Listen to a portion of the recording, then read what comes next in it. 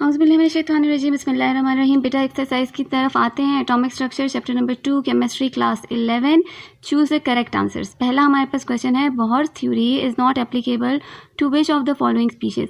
Bohr का जो atom है वो हमें सिर्फ, बोहर की थ्योरी हमें सिर्फ उन एटम्स के बारे में बताता है जिनके वैलेंस शेल में सिर्फ एक इलेक्ट्रॉन हो।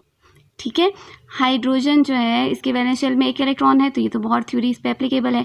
हीलियम के 2 इलेक्ट्रॉन्स होते हैं, +1 का मतलब ये है कि इसने एक इलेक्ट्रॉन दे दिया, अब इसके पास सिर्फ एक इलेक्ट्रॉन रह गया, वेल एंड गुड। लिथियम के 3 होते हैं, इसमें से 2 इसने दे दिए। लिथियम के इस कैटाइन के पास भी इस वक्त सिर्फ एक इलेक्ट्रॉन है, तो बोहर थ्योरी इस पर भी एप्लीकेबल हो सकती है, लेकिन बोहर थ्योरी इस हाइड्रोजन के कैटाइन पर एप्लीकेबल नहीं हो सकती क्योंकि इसके पास एक इलेक्ट्रॉन था, वो भी इसने दे दिया। क्वेश्चन नंबर 2 है, नाइट्रोजन की इलेक्ट्रॉनिक कॉन्फ़िगरेशन है ये 1s2 2s2 2px1 2py1 2pz1। यानी देखो तमाम जो डीजेनरेट ऑर्बिटल्स हैं उसमें इलेक्ट्रॉन्स अलग अलग ऑर्बिटल्स में हैं with the same spin, rather than एक ही ऑर्बिटल में हो विद ऑपोजिट स्पिन। तो ये किसका रूल है?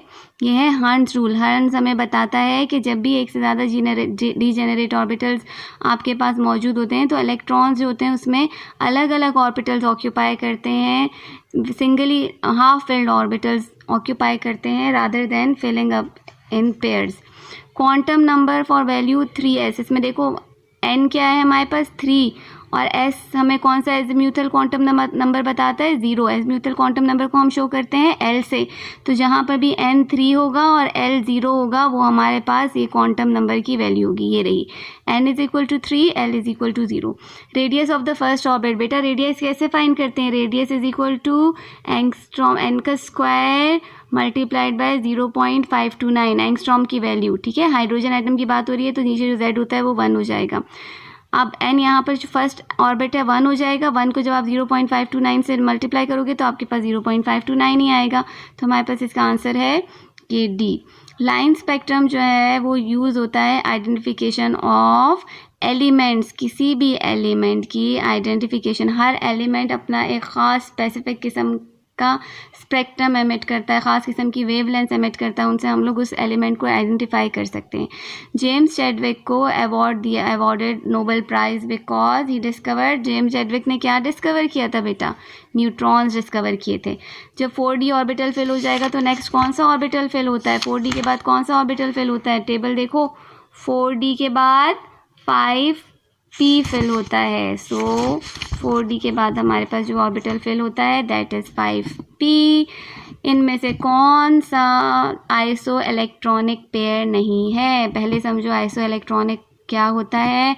वो 2 पेयर जिनके पास सेम नंबर ऑफ इलेक्ट्रॉन्स होते हैं।